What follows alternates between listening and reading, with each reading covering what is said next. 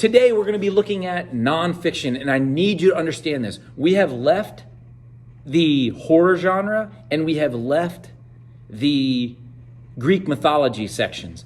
What we're about to embark on is totally different than what you're used to, I guarantee it. And I tried to draw an analogy in the first couple classes, and it's kind of like reading fiction and reading the nonfiction that we're going to be reading is kind of like driving a car and eating an apple. There's just no comparison, really. And in the past, I've had 250 students at this school. In the past, those 250 students have noticed that there's a difference between nonfiction and fiction. Certainly the fiction that we read concerning Greek mythology and the horror genre. So what we end up with is transferring to nonfiction. And guys, if you're not ready for that switch, you're gonna be like, what am I reading? And it is a little different, and I want you to be aware. But that is why this introductory week is so important, because I will provide you with tools that make reading nonfiction easier, and it'll make it more enjoyable because you won't feel like you're lost. So with all that being said, I'm gonna share my screen, and I think I'm gonna share my screen.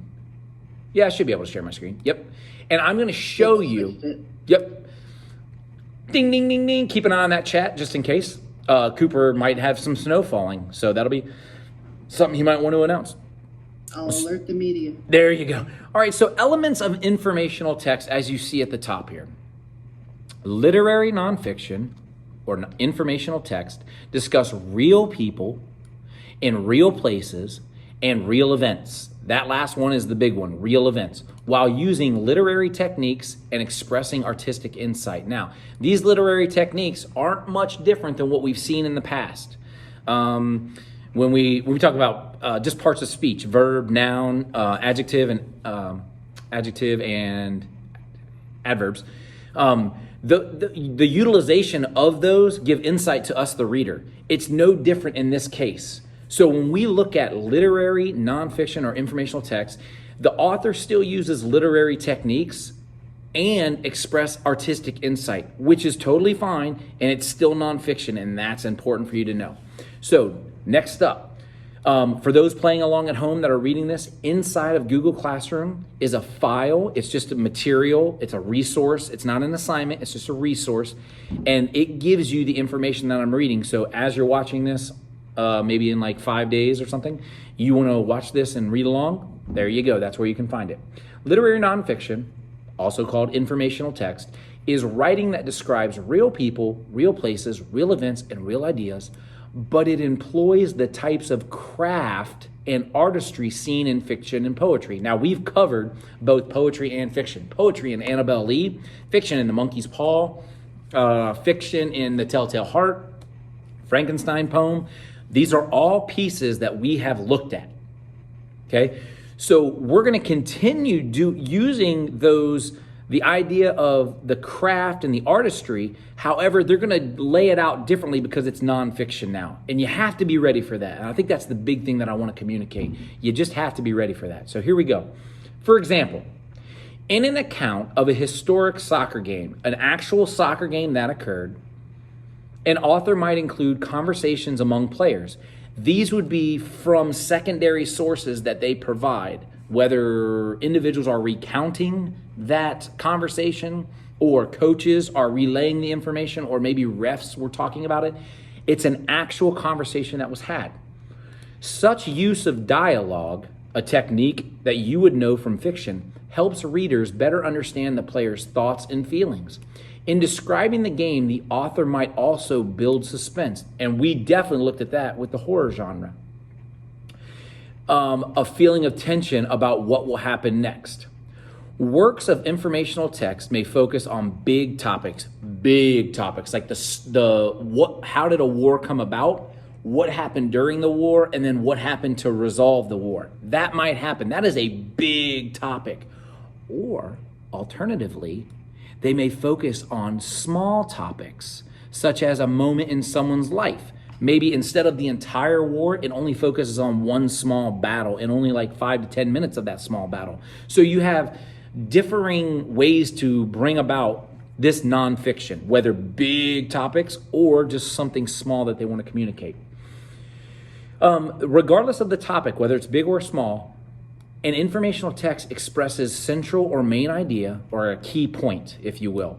It also conveys the author's viewpoint or perspective on that topic. An author develops a central or main idea presenting supporting details that add information. And we'll get to that Tuesday or even Thursday, I think. Thursday we'll get to that. The idea of listing a main idea and then listing supporting information about that. To help the readers understand the connections between ideas and details, the author presents them in a logical order. An author will follow a formal pattern or organization such as main idea, supporting details, chronological, all that we will get to tomorrow. Okay? What we want to look at today are types of informative text, informational text. And guys, this to me was the thing that's the key that unlocked the idea of nonfiction for my other 250 students. Hopefully it can be the same for you. That's my hope. First and foremost, there are 5, count them 1, 2, 3, 4, 5 types of informational text. And there are major differences between these. And knowing which one you're finding yourself in is a major piece to the foundation that is going to help you navigate through these nonfiction texts. The first one is just narration. A narrative work tells the stories of real events. Simple stuff, autobiography. I've been using the example. Let's say when I'm 75 years old, I want to write an autobiography about being a teacher. The title, So You Want to Be a Teacher. The subtitle, What is Wrong with You? Actually, it might be something like an autobiographical look at Mr. Neiman's teaching career. And I would be the one relaying these stories from hiring all the way to retirement, every point in between. Big topic. That's just a narrative story, okay? And we'll get into why that matters in a minute. An example of these are autobiography or memoir. Now, informative, this is different. The reason that we have informative nonfiction texts is informative works provide information on a topic. And examples might be a textbook, which you've seen many of in your time as a student, an essay, which you may have written, or a report in which you may have given. All they want to do is inform you of the information. That's it. Why is water wet? I'm going to tell you why water is wet. What is a calorie? I'm going to provide you with information, which is why it's informative, of what a calorie is. Am I giving you tips on weight loss? Am I telling you how to live your life? No. All I'm doing is explaining what a calorie is. That's an informative text. Okay? Next up, and this is what in the past most kids have been familiar with. Argumentative or persuasive works convince the readers to take action or think differently. If you can think about any speech or that you've heard or editorial that you've read, which I doubt you've read editorials being in 8th grade, but oftentimes authors will provide a written, like logical reason approach to a subject, and that is an editorial, and they'll provide it to a newspaper, and they'll put it in there, they'll publish it, and it'll go off. Another way that you're probably more familiar with is a speech. Dr. Martin Luther King's I Have a Dream speech. A great example. He is challenging us to think differently than the way they were thinking back then. Okay, that is what a persuasive or an argumentative nonfiction piece is. There's point number 3. Number 4, if you'll see here, is reflection. It is a reflective work of the author's insights into the meaning of a personal experience. Remember when I talked about the narrative nonfiction text of my autobiography of why I wanted to be a teacher, or So You Want to Be a Teacher?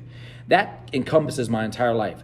What if I only wanted to focus on 2020, 2021? That's all I wanted to focus on. The entire thing would stem from the journal that I kept from the first day of school to the last day of school, and I compiled that. That would be a reflection piece, okay? And I might put it into a blog. Every day I go home and I might put it on a blog.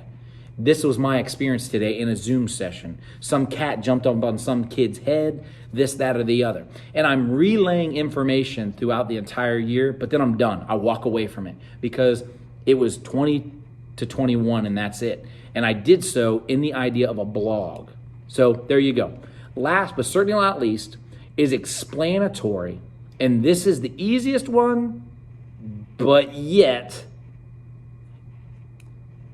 it's been the toughest for kids to get. I think they're looking for something else. Now that I think about it, I think that's what they're doing. They're looking for something else, okay? This can be, explanatory is, it explains a process or provides directions. Nothing more than a cookbook. That's it.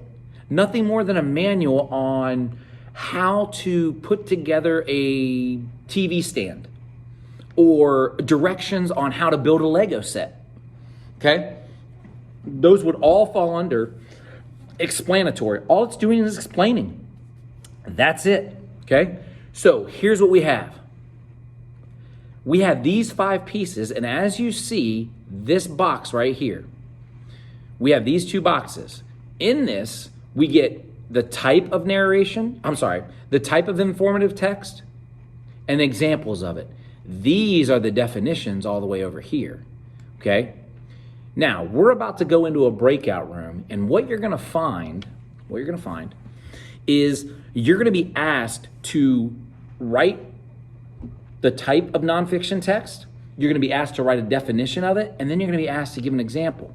And what you're gonna end up doing, thank you, what you're gonna end up doing is you're gonna end up putting this information today, and it's gonna be built upon tomorrow, be built upon Thursday, and be built upon Friday. And you're gonna have this big piece that the next time you read a text that's nonfiction, you're gonna be able to say, hey, this is easy. This is an informative piece. All they're trying to do is tell us something. Or this is a narrative. Look at how this story unfolds. Look at these literary devices that are being used. So ultimately, that's what we end up with. Bam, there we go. Now, I'm gonna stop sharing my screen. We're actually going to go into a breakout room, was the word I was looking for there. It was up there, the mice are spinning. We're gonna go into a breakout room and we're just gonna discuss, I'm gonna make you the host, Ms. Thompson. Okay, I'm gonna send you. Okay, you're making. Oh, Nick. Nick's been waiting. Stop, make host, bam. Okay. All right, I'm gonna stop here because now we're done. We're gonna go into the breakout room.